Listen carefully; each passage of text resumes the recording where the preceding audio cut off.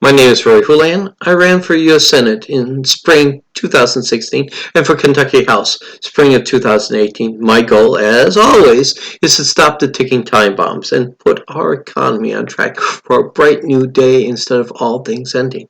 Let me educate you on the ticking time bombs and give you the rest of the story. Part 4C. Compare and contrast Jesus' moderate Christian values to Ayn Rand's atheist conservative values. Hearing what I hear today, I do need to do a compare and contrast Jesus' values to Ayn Rand's values. Let us look at what Ayn Rand, from Philosophy Who Needs It, said. In your own profession, military science, you know the importance of keeping track of the enemy's weapons, strategy, and tactics, and being prepared to counter them. The same is true in philosophy. You have to understand the enemy's ideas and be prepared to refute them. You have to know his, or in her case, her basic arguments and be able to blast them. In physical warfare, you would not send your men into a booby trap. You would make every effort to discover its location. Well, Kant's, again, modern Christian system is the biggest and most intricate booby trap in the history of philosophy. But it's so full of holes that once you grasp its gimmicks, you can diffuse it without any trouble and walk right over it perfectly safe. And once it is diffused, the lesser Kantians, moderate Christians in the House and Senate, the lower ranks of his army, the philosophical sergeants, privates, and of today will fall on their own weightlessness by chain reaction. There is a special reason why you, the future leaders of the United States Army, need to be philosophically armed today. I wonder if they studied any philosophy. You are the target of special attack by Kantian, moderate Christians, Hellenians, collectivists, blessed bees, to be specific. Establishment that dominates our culture, institutions at present. You are the army of the last semi-free country left on earth. You might want to rethink that. Yet you are accused of being tool of imperialism. And imperialism is the name given to the foreign policy of this country, which has never engaged in Congress and has never profited from the 2 world wars, which she did not initiate, but entered and won. It was incidentally a foolishly overgenerous policy which made this country waste her wealth on helping both her allies and her former enemies, something called the military-industrial complex, which is a myth, or worse, is being blamed for this country's troubles. Do you know who first used the term, the military-industrial complex? A World War II war hero, a 5-star general, an 8-year USFA president, a 50-year servant of the people, a moderate Republican, Dwight D. Eisenhower. President Dwight D. Eisenhower, on January 17th, my birthday, 1961, read a farewell address to the American people. This address was not only a warning, but hopeful roadmap that if we would choose balance, spending over the military-industrial complex spending only, thus the speech was prophetic. While listening, count how many times President Eisenhower speaks the word balance. Again, President Eisenhower was a moderate and believed in moderate Christian values. Also, does President Eisenhower talk about balanced, equitable investment in our domestic economy? Let's start in the middle of his speech on how we use our power, on the interests of world peace and human betterment. Our basic purposes are to keep the peace, to foster progress in human achievement, and to enhance liberty, dignity, and integrity amongst peoples and nations. To strive for less would be unworthy of a free and religious people. Any failure traceable to arrogance, or a lack of comprehension, or a readiness to sacrifice will inflict on us grievous hurt, both at home and abroad. Progress towards these noble goals are constantly threatened by the conflict that is engulfing the world right now. It commands our attention, absorbs our very beings.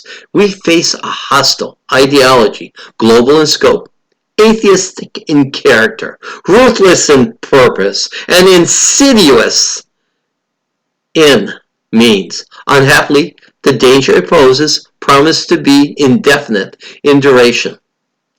Do yourself a favor and listen to the rest of President Dwight D. Eisenhower's farewell address. Here is the link to Eisenhower's farewell address. The address is about 14 minutes long. Now, after what you just heard, now continue listening to Russian-born atheist Ayn Rand. Bloody college hoodlums secretly demand that ROTC units be banned from college campuses. Our defense budget is being attacked, denounced, and undercut by people who claim that financial priority should be given to ecological rose gardens and to classes in aesthetic self-expression for the residents of the slums. Has Ayn Rand twisted President Eisenhower's concerns to balance military spending with domestic needs? The conservative attack of dead war heroes is not new to Donald Trump, folks. Ayn Rand and her followers started this type of attack a long time ago. When I was studying World War II, two terms came up. One term was a power of the world, and the other term a world power. A power of the world was what the U.S. was in 1942. We were militarily weak, but resource and economically strong. While Germany and Japan were world powers, they had a much better war machine, but were weak in industrial scope compared to the U.S. and resources which the U.S. had in abundance. Because of the investment, FDR, what a socialist investing people, made in our people coming out of the Great Depression. I remember listening to old men talk about their experience in the WPA, ran by our U.S. military, mind you. The WPA saved young men across the U.S. from gangs. Let the U.S. military form these young men into great men and turn their attention to local projects to solve pressing needs across our country. There is a reason why we call this generation the greatest generation. Well, Lieutenant Eisenhower was also part of the WPA too. And also why after the war, President Eisenhower continued similar programs like these both domestically and worldwide. As Ayn Rand also pointed out just recently, a great leader makes his people strong and not himself. Again, great and noble. Page 12 of Ayn Rand's book, Philosophy Who Needs It. In conclusion, allow me to speak in personal terms. This evening means a great deal to me. I feel deeply honored for the opportunity to address you. I can say, not as a patriot bromide, but with full knowledge of the necessary metaphysical, epistemological, ethical, political, and aesthetic roots that the United States of America is the greatest and noblest and in its original founding principles. The only moral country in the history of the world. Baffle with bull and slather with compliments, con. There is a kind of quiet radiation associated in my mind with the name West Point, because you have preserved the spirit of those original founding principles. You are their symbol. There were contradictions and omissions in those principles, and there may be individuals in your history who did not live up to your highest standards, as there are in every institution. Since no institution and no social system can guarantee the automatic perfection of its members, this depends on an individual's free will. I'm speaking of your standards.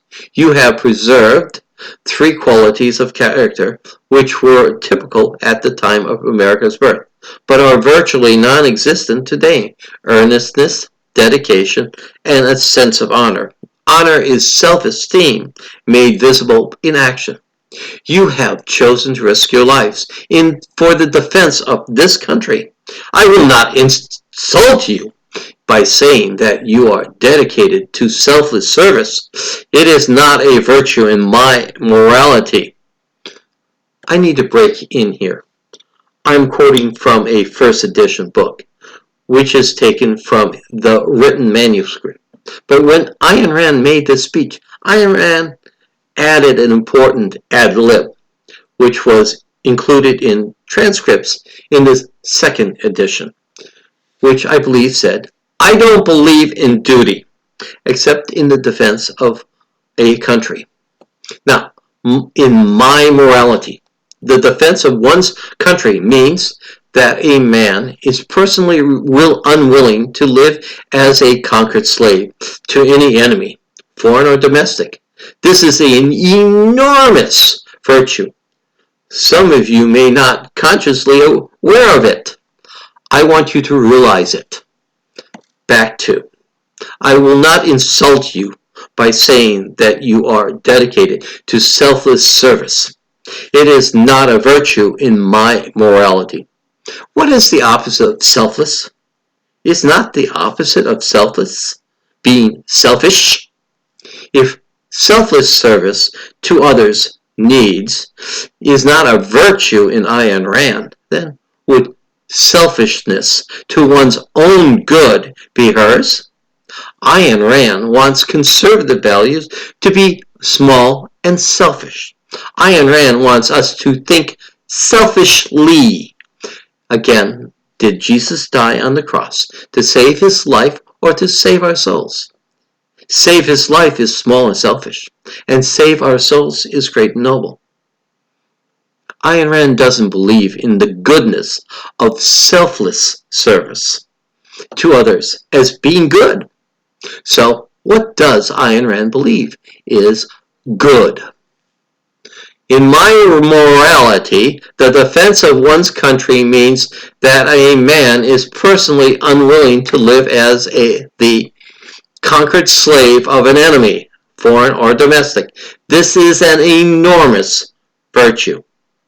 If selfless service to others is bad, and selfish service to yourself is good, is this not making good look bad so that bad can look good?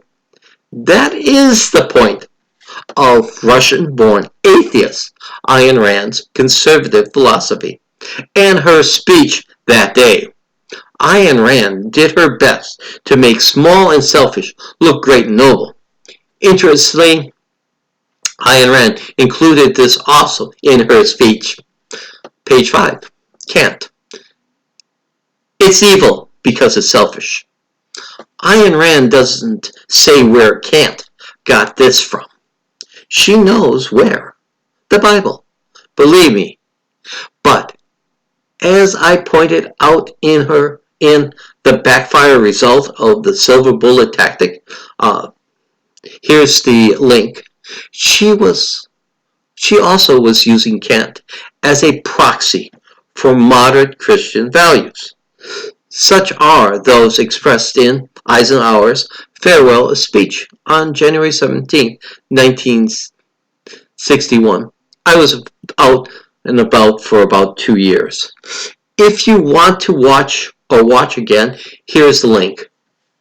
When we Christians read our Bibles, we learn what a great leader is through Jesus and other characters in the Bible. Scripture tells us so. The Eucharist reminds us so, quite honestly. It's something that Todd Rader brought up today. Is Donald Trump's vision great and noble? According to Ambassador Gordon Sondland and David Holmes, a top staffer at the U.S. Embassy in Ukraine at this time, July 26, 2019 meeting. Sondland, big things. Holmes, we have big things going on here. We have a war going on here. That is a big thing. Sondland, no, that isn't a big thing. The Biden investigation. That's the big thing. Which should be more important? To an ally in war or getting the goods on a political rival? Kant says selfishness is evil. Ayn Rand says selfishness is good. Who you support, vote for, decides where you stand and where your moral compass is. Is not supporting an ally in a war with Russia great and noble? And following a Putin talking point to get the goods and create a silver bullet on a political rival, is that not small and selfish? Oh, by the way, this conversation is the smoking gun, the impeachable incident. If you want to hear the rest of that story and hear Curie testimony, go to the link here. Understand, those that follow Russian-born atheist Ayn Rand's small and selfish ultimately betray the people. Let me recap what a leader is according to Jesus' action in John. Leaders have their eyes focused off themselves and on others. The reason leaders see the problem first. If you have your eyes off yourself, you will naturally see the problem first. Leaders see first and take actions first. Leaders take point and naturally become leaders. Leaders taking point are often chosen by the path and not they choose the path. Most leaders are ordinary folk who face extraordinary circumstances and rise to meet the extraordinary challenges that the extraordinary circumstances bring against them. Did Jesus rise up to the extraordinary challenge of feeding 5,000 people? Again, a great leader makes his people strong and not himself. Great and noble, the selfless servant, that is Jesus.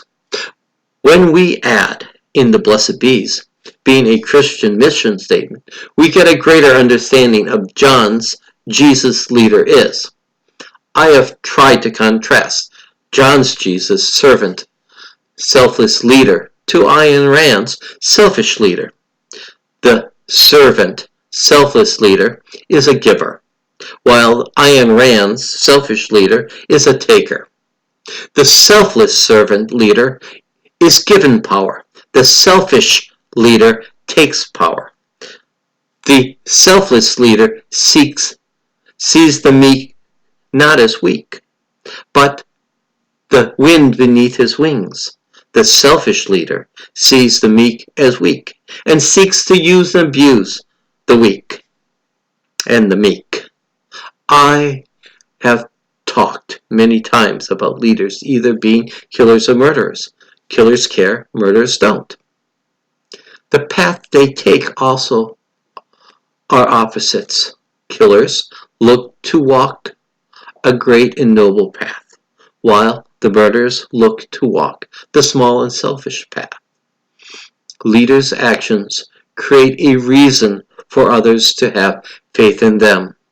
A great multitude followed him because they saw his miracles, which he did on them that were diseased. Great and noble.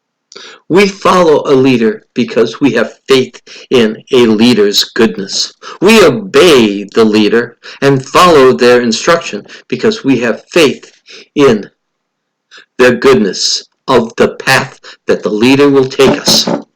The first step of faith is obedience. We do so because we see their eyes are off themselves and on us and are good. Ayn Rand tried her best that day to sell the cadets. Sitting there, that small and selfish was instead great and noble. Today we see where her small and selfish path leads. Small and selfish has led Donald Trump into impeachment. I wrote this post because you will be deciding who will be the coming leaders across this country, and not just the president, but many others. We face a great and noble path, or a small and selfish path.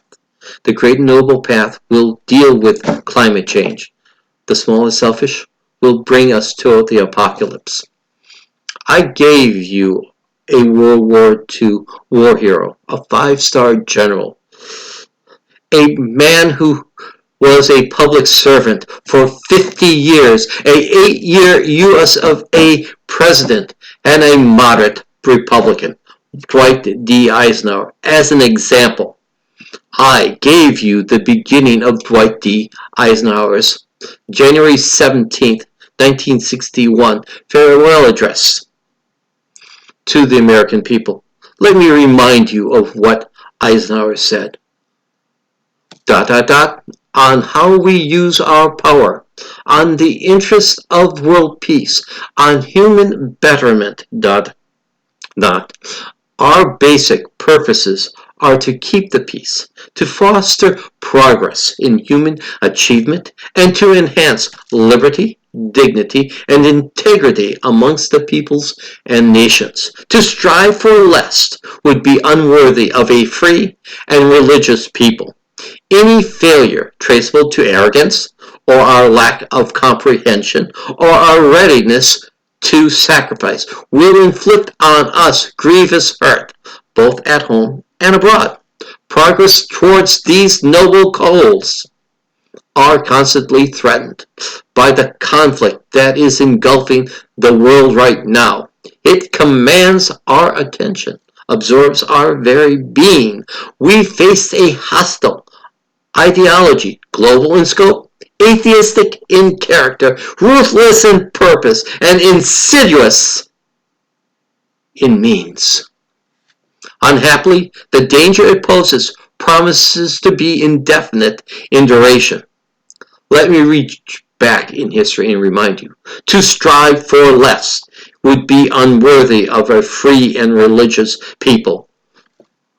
I also point out, progress towards these noble goals are constantly threatened by the conflict that is engulfing the world right now. It commands our attention. It absorbs our very being. We face a hostile ideology, global in scope, atheistic in character, and ruthless in purpose, and insidious in means. Unhappily, the danger it imposes promises to be indefinite in duration, including today. Are we reaping the effects of this hostile ideology being given power by Donald Trump?